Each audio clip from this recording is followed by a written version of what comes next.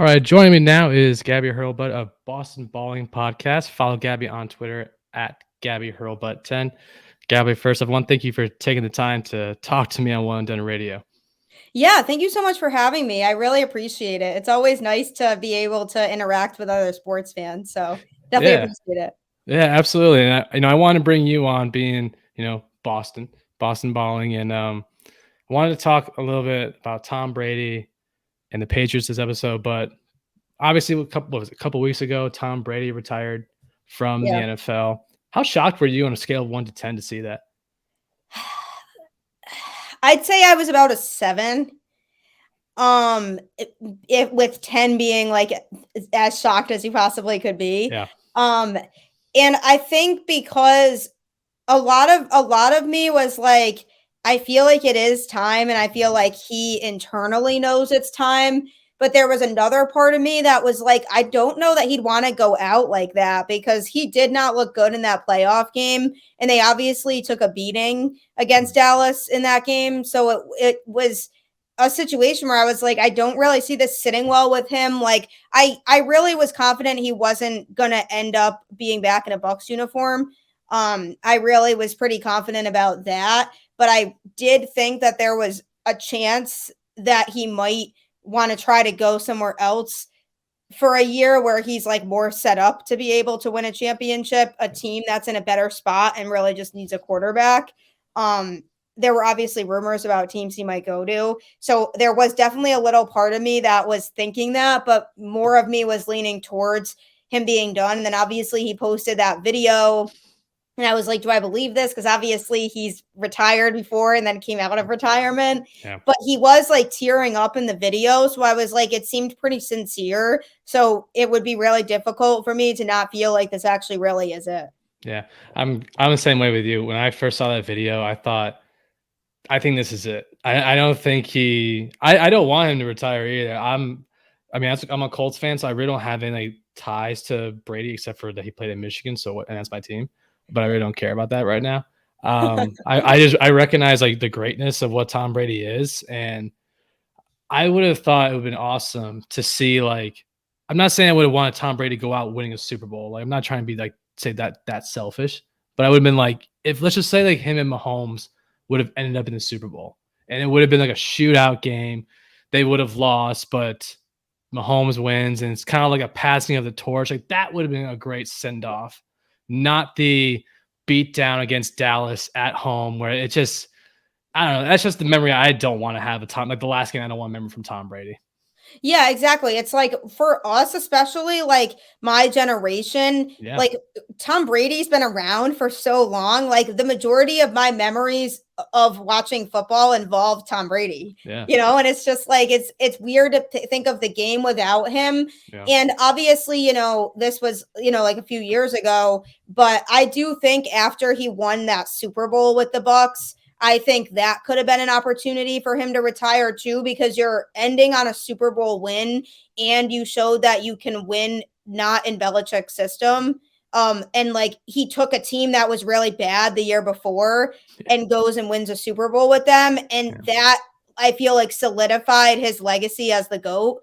And I feel like that's when it would have been a really good time for him to hang it up and be like, I just, won a Super Bowl with another team. And now it's really, really hard that that's going to be the last game that people remember him for. Unfortunately. And I know people were chirping me on Twitter about, well, he could have retired in that Super Bowl against Tampa. I'm going, yeah, or with Tampa. I go, yeah, I know. But I'm kind of like, when it comes to like him staying around as long as he did, I'm kind of on the side of, if you're good at your job and you enjoy what you do, and you just love going and you love doing it every day, like, then why would you want to just abruptly stop? If you know you can keep playing at a high level, which I think Tom Brady could easily play at a high level still. Like, the stats were still great. Yeah, the team for Tampa did not look that good, but I think Tom Brady could still play at a high level. So it kind of leads into my next question. If he had decided, and you actually brought this up a little bit, if he had decided not to retire, where do you think he could have ended up?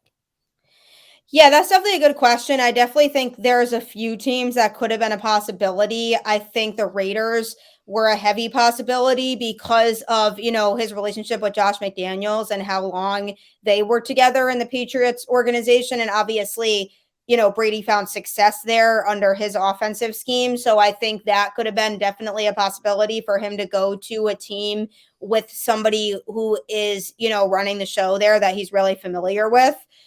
So I think that, obviously there's some weapons over there too that he could have had to work with there. I think Miami was an interesting choice as well, because I think, when it comes to Tua, obviously he's unfortunately a little bit injury prone from what it seems like in his young career so far. And he hasn't really done a whole lot to convince a lot of people that he's the guy for them right now. And so I think obviously their quarterback situation was a little indecisive. And with the talent that they tried to surround Tua with there, I mean, obviously they were a playoff team this year still. Like they had, they have a lot going for them over there. So I think Brady could have done a lot with the weapons that they had over there. And I think the other team that really popped into my head was San Francisco, just because their quarterback situation is up in the air because they have like a million quarterbacks, but none of them are healthy. So if they needed somebody for like a year to kind of bridge the gap while their other quarterbacks get healthy, I think San Fran would have made a lot of sense for him too. So those were kind of the three teams that the most were kind of standing out to me. Yeah, I think the like you mentioned, the strong favorite would have been the Raiders. I just think they would have moved off Carr, bring in Brady for 1 year with Devontae Adams, Darren Waller, and company. And I thought that was, I really think that that's it. If he's not going to be with Tampa, I think that's the move that he was going to make. But yeah, because they already said they want to move on from Carr anyway. Right. So it would have made a lot of sense for a year. And just, the situation too, and with Josh McDaniels being there and him already being familiar with Brady and Brady's playing style, I think it would have made a lot of sense for him. Exactly. Now, since he retired, I keep seeing like the mixed stuff of the GOAT, of him being the GOAT, him not being the GOAT. Now, I saw the other day on First Take how someone, I forgot who it was, someone said Peyton Manning's the greatest regular season quarterback of all time. I'm a Colts fan. I love Peyton Manning. He's my favorite player of all time. He's the reason why I got into football and everything. But do I think he was a good regular season quarterback? Yes. But do I think that is he considered the GOAT? No, because I think Brady is. People will dispute. People say Joe Montana. They'll still bring up Peyton Manning. I think it's Brady. I'm assuming that you are thinking the same as well. I could be wrong. What do you take? Yeah, I mean, obviously you hear all these other names of, really worthy quarterbacks who deserve to be in the conversation among the top quarterbacks of all time. I think you could even throw Drew Brees into that category too, as like one of the best quarterbacks to have played the game. But when you think of the GOAT, you also need to think about like their ability to win in pressure situations.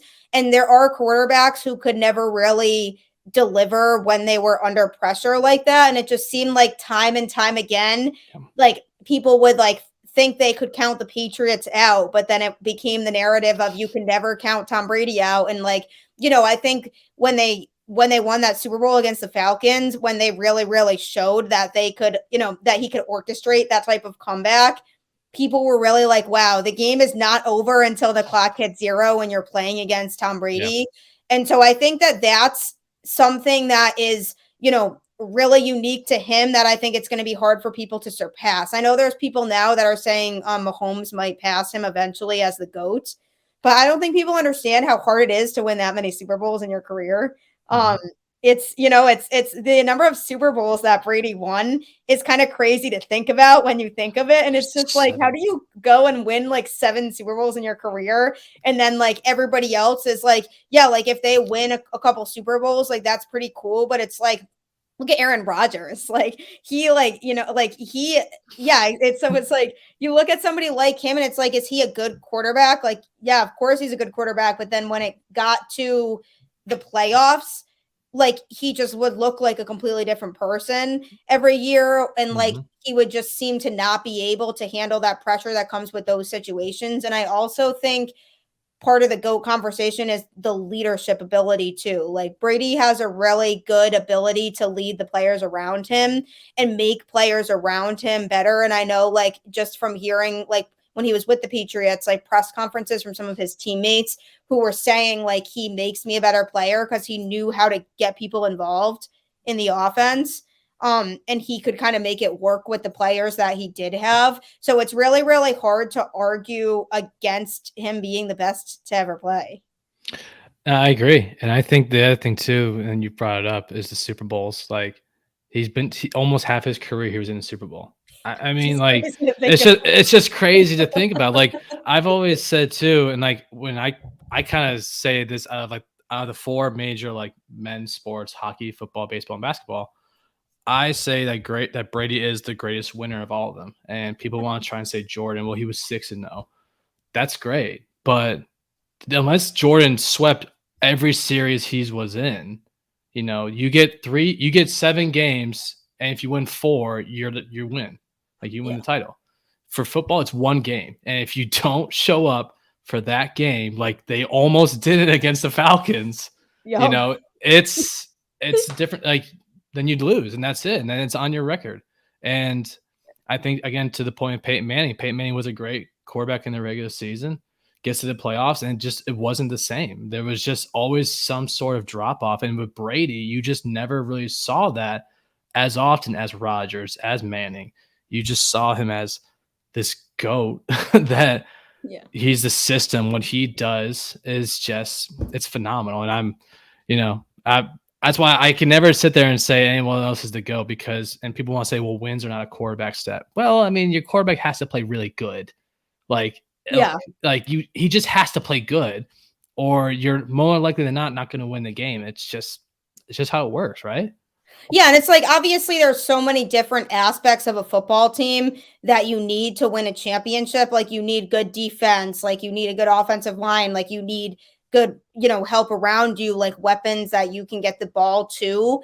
But like you really need a quarterback who can actually deliver in those types of situations too, because sometimes you do see quarterbacks, I feel like, who will, get nervous and throw a lot of picks and when they're in a high pressure situation or like a must-win game, or quarterbacks who don't really know what they should be doing. So I feel like Brady's like on-field decision making was always exceptional because he was able to figure out kind of the right move at the right time during a game.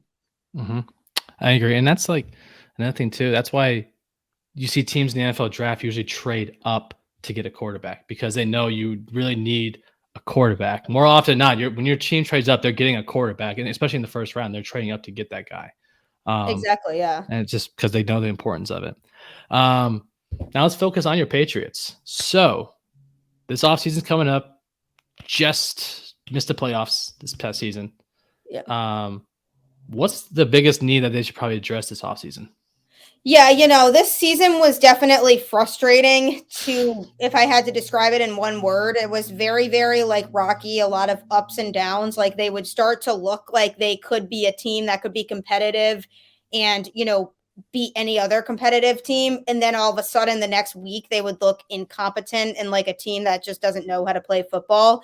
And they would just be like, they'd make mistakes on the field that are like elementary level mistakes. Like they'd constantly be drawing like offsides penalties or like just random dumb penalties, like too many men on the field, or just it was something different every week, like different mistakes that they were making, or like they muff punts all the time. And I was like, you just do not know how to play football. Like these are like the basics of like, you are a professional player, like you should be able to do this type of stuff. So I think obviously that was just something that they should have cleaned up that they just never did.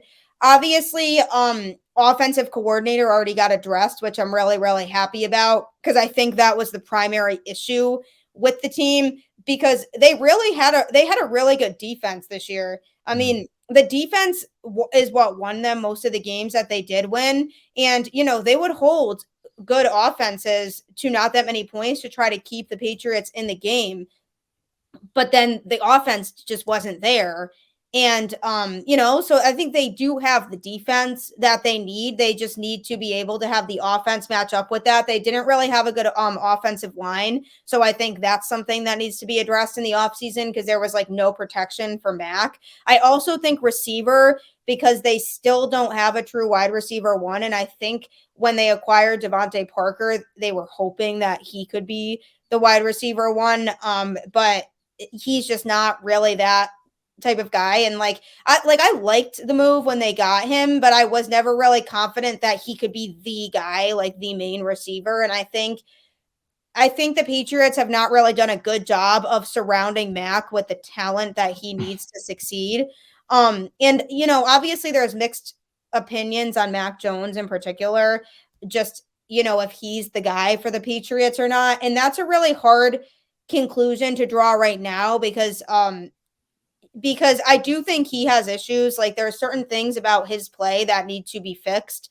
But I also think because he didn't really have the support around him to be able to make him successful was really a struggle. And I think when Matt Patricia was calling the plays, they weren't really giving him the opportunities to like do what he needs to do to be able to succeed. So I do think hopefully with Bill O'Brien as the new offensive coordinator, now they are able to kind of rework the offense so that they can cater a little bit more to what Mac is capable of doing. And I think this needs to be because he had a better season last year than he did this year, like significantly better season.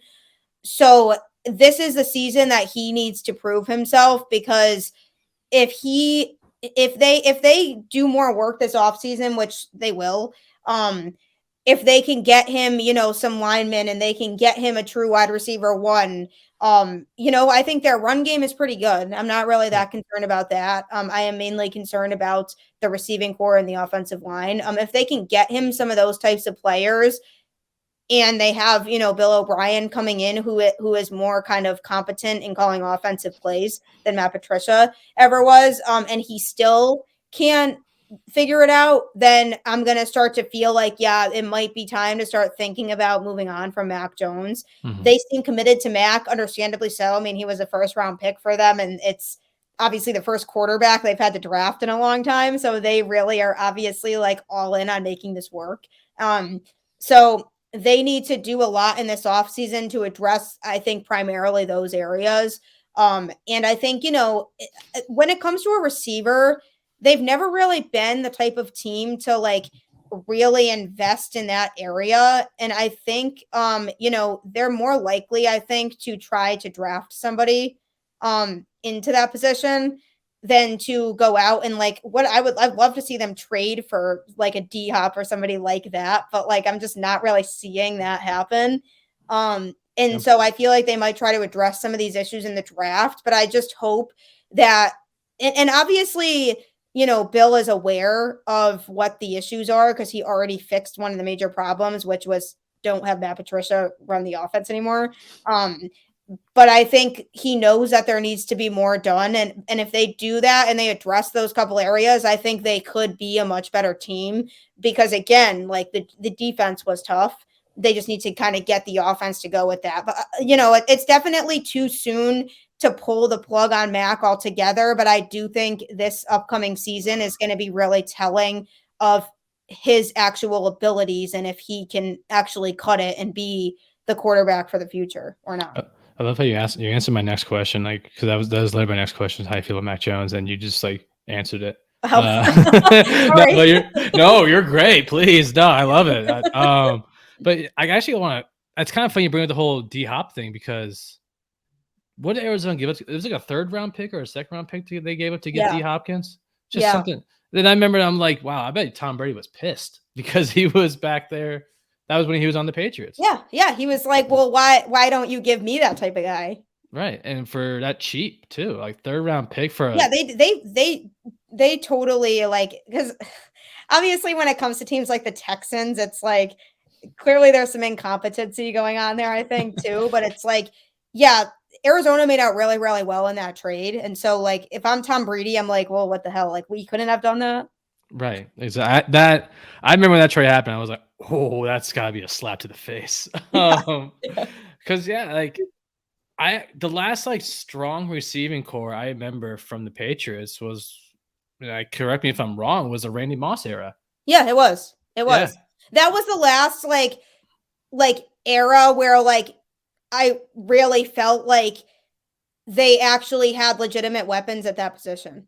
yeah. Ever since then, it's really just been like a wishy-washy, like trying people out, see who kind of works where, and like not really having a lot of people who you could consistently rely on in that position. It's been Yeah. an issue for them for a while, and for some reason they like don't, I don't know what it is, but they just haven't really addressed it as best as they should. Yeah, I've noticed that when it comes to Belichick, and I'm sure you probably feel the same way. Like you said, he just doesn't really focus too much on like bringing, hey, let me bring a superstar receiver in. He just got his Belichick mind mentality, and for Bill, and I'm kind of curious about your opinion about this as well. Ever since Brady's left, he's, I mean, been to one playoffs in 3 years, and that was a very like kind of a walk-in playoffs. They were the seventh seed against Buffalo, and it's Yeah, and then they just got smoked. they got smoked. So it's kind of like it was A little cool you bit. made it, but like you didn't really do anything. So I was like, I almost would have rather not have made it than get humiliated like that in a playoff game. yeah, I remember just watching the game like, God, this is getting bad. For I know Bills obviously has the success he's had. Do you feel like has he earned the right? And this might be a dumb question. And I really don't care. It's my show. Has he earned the right to stop coaching on his own, or do you think one day they could just fire him? And if they don't see success happen from all these changes, like the new coordinators and everything. That's a really, really good question. It's interesting you bring that up because I actually was talking about this with somebody on my show like a few weeks ago. And the question was really whether it is time to move on from Belichick or not, because sometimes like that type of change can be a good thing. And I feel like everything's always been about like the Belichick scheme for so long. And now that they're in this new era, the Brady-less era, like what if like the way that Belichick does things just doesn't work for this new group of players that they have? And what if like, for Mac Jones or some of the younger players on the team, the way that they play, like what if the Belichick way is just not right? And obviously that worked for Tom Brady for so long. And that seemed to be just like the dynamic duo, the two of them paired up together was like perfect.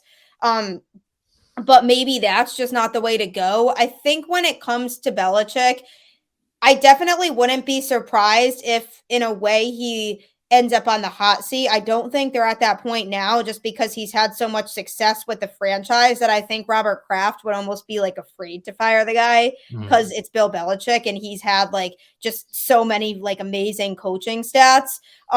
So I do think as of right now, they're not really at that point yet. But I do think that the biggest thing that bothers me about Belichick is he's afraid to move away from his coaching tree. Like even Bill O'Brien like used to be, part of the Belichick coaching tree and it's like he's not willing to go to the outside to look for people he can bring into the organization to help make changes or improve things. And it's like they should have never had Matt Patricia serve as the offensive coordinator because everybody knew that he wasn't like an offensive guy. But again, it's like Belichick is like, I feel like too stubborn to like ever say like we might need change outside of like the people that I've had in my system. So I don't think that's going to change. I think he's going to continue to try to make it work with people who have been in his system before and have coached under him before. Which obviously is a true sign of what they just did by bringing in Bill O'Brien. Mm-hmm. But I think that is what he's going to try to keep doing. But I think if they continue to be unsuccessful, as in, the next couple of years go by and they miss the playoffs and they're not showing any improvement from how they were this past season, I think then, and it's already starting to be questioned now, Bill's ability to make good decisions. I think I almost wonder if they would let him keep coaching, but make him give up like the GM responsibilities that he has. Because I think from a coaching standpoint, he's obviously a fantastic coach. But I think when it comes to like drafting and it comes to like GM type of decisions, I don't think that that's as much of his strength.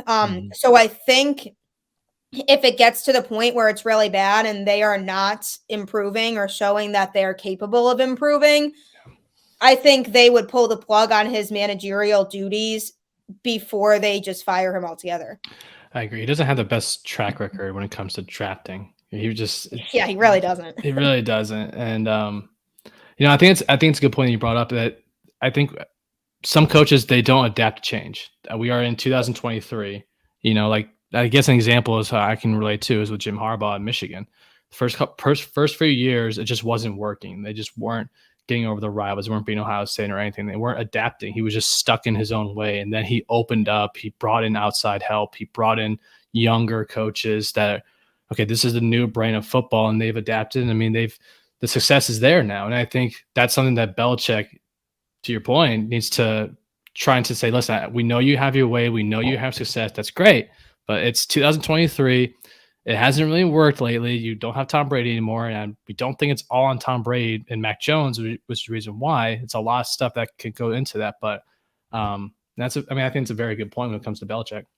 Yeah, and I think like the game is evolving too. There's a lot of young talent in the game now, like Josh Allen, Patrick Mahomes, like Jalen Hurts, like young quarterbacks like that who are finding success. And, there's like younger coaches now in the league too. And you're seeing some of those coaches find success also. And I think the game is changing, and Belichick needs to be aware that the game is changing, and the style of play that the younger players have might be different, and the way they approach the game might be different just because the game has evolved. And I think that could also maybe be part of the reason that Mac has struggled too, because like he might need somebody to come in who kind of is more of a fresher face to be able to help kind of like lead, Yeah, I agree. All right, cool. So, I'm sure you're familiar now with my show. I like to do Twitter Q&A. So we're going to do some Twitter Q&A. Well, not really Twitter Q&A. We're just going to do some, not Twitter Q&A, just Q&A. I got some questions pulled up for you if you want to. We'll have some fun with this. So first question, I see that you're a UConn fan when it comes to, the basketball team and everything. So when will the football team win a national title? Like this is usually the type of question that everybody would laugh about, but they actually had a pretty good season last year. I mean, they sure went to did. a bowl game last year, even though they lost that bowl game. It was still a good experience to finally be able to be back in a bowl game. Oh, this is a serious question. They have a good coach now. I said like when Mora came in, I really liked that move. I think he'll attract better recruits. So I think it is going to take some time, but I think it'll definitely be in like less than 10 years. I'm going to go with like 2030. 2030 national title. Yeah. Whoa. Okay. I like it. Hey, I know. I like the move when they brought in Mora too. I thought, and then they went to the bowl game. They made huge strides this year compared to where they were. Like tremendous. Oh my gosh.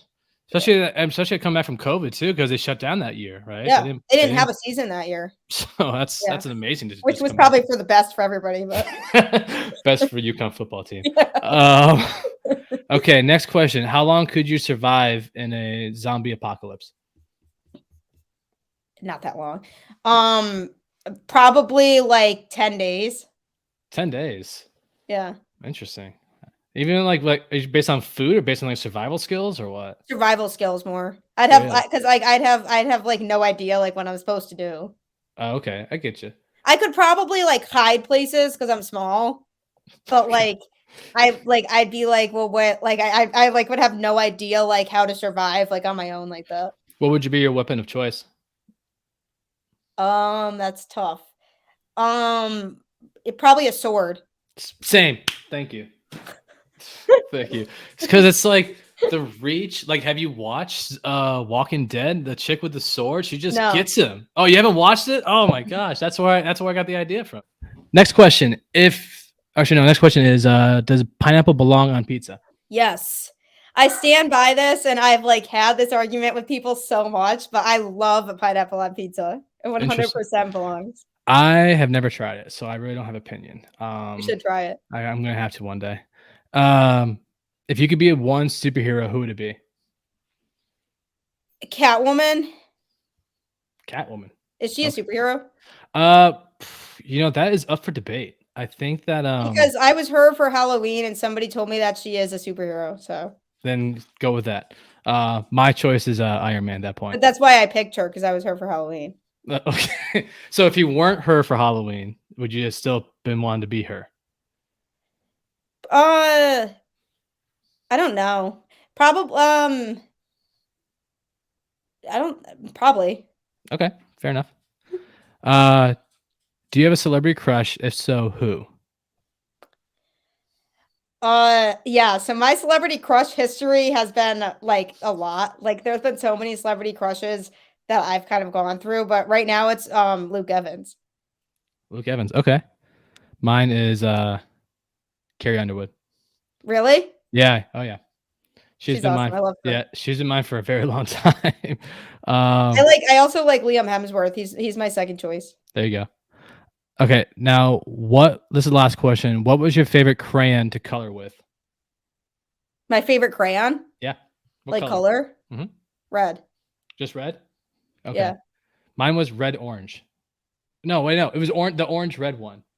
Where it was yeah. I don't know why. I just like went to town like different things with that crayon. I just loved the color. Crayons were so fun. They were the best. I know, they really were. Do they still have them? I don't know. I don't remember the last time I saw them in like a store. Don't remember looking for them. Yeah, right. I mean, they might have been there and I just wasn't paying attention. But I love it. Awesome. Gabby, this has been great. Before I let you go, where can everyone find your show? Talk about your show a little bit. This is yours. Yeah, so Boston Balling basically covers all things going on in Boston sports. I bring different guests on the show as well to talk about the different teams and what's going on, kind of the latest. And it can be found on any podcast platform, like wherever you listen to your podcast, Spotify, Apple, Google Play, any platform like that. There's also a YouTube channel that you can subscribe to as well. Or you can like the page on Facebook. I do live streams on Facebook when I do drop an episode, and then it gets distributed to all those other platforms as well. I also have a Twitter page for it at Boston Balling, and an Instagram page at Boston_balling_podcast. So you can check it out on any of those platforms. I usually drop new episodes once a week, and it's a lot of fun. We definitely get into some good conversations. I've gotten to bring a lot of different guests on, talk to a lot of different types of people, and everybody's just as passionate about sports as I am, especially Boston teams. So it's definitely a lot of fun. I definitely hope people check it out. Yeah, no, I've checked out a few episodes, and I checked out your most recent one with the guy. Is he from Australia, right? Yeah. He was from Australia, talking the NBA trade deadline. That was great. I still don't want Kevin Durant on my team. I remember that. Yeah, I know. I don't either, actually. I'm a Pistons fan. I don't know who I want on my team at this point. It's a Pistons fan. we just traded for James Wiseman. I'm like, that's a tough life, though. Yeah, we won a title in like 2004. Yeah. That's all I got. So I mean, hey, I'm waiting for the Celtics to get another one. It's been too long for them too. What was it? It was the big three. Was the last one, right? Yeah. Oh wait. God, it's been that long. Yeah. Wow. They won. Isn't that crazy? Because when did they go? They haven't been back, right? Well, they were back last year. They were in the finals last year. Oh my God! Wow. How did I forget that? Yeah. Sorry. No, it's okay. Horrible. But I mean, this is the year they need to finish it. Yeah, I agree. Yeah, no, I remember the finals now. Okay. Yeah. Sorry. But no, well, okay, they never went back with the big three, but I do remember I was so against the Heat back then that was like the thing. It was like the big three from both sides, and then there was that one where they were up 3-2 against the Heat. Yep. And it ended 4-3 Heat. Yep. Yeah. I'm not trying to rub it in. I was just telling you I was really rooting for Boston. Oh, well, I appreciate the support. No problem. Yeah, that didn't end well. Yeah, no. Well, hey, at least you guys are good this year. You probably make it back. I mean, I don't know if you make it back to the finals. I don't know. So much has to go in play, but at least obviously be in the playoffs and everything. Probably at least make it to the Eastern Finals. Yeah, I'm hoping for that 1 seed. Yeah. In the I mean, East. it's within reach. It's right there. So Yeah. awesome, Gabby. Well, thank you very much for your time. I truly appreciate it. Thank you so much for having me. This was a lot of fun. Yeah, no, I love supporting. Like, I know we're not on the podcast level of like Joe Rogan, but I love supporting like the Maybe little, one like day. the mid-level podcasts and like having guests on. I think I'm going to continue to make this a big thing. You're the first one I've done like again this video thing with. So Yeah, I'm honored. I'm really honored to yeah, to you should be. Yeah, this was it was a good pilot. But Yeah. but awesome. Well, thanks very much, Gabby. I appreciate it. Thank you very much. I appreciate it as All right. well.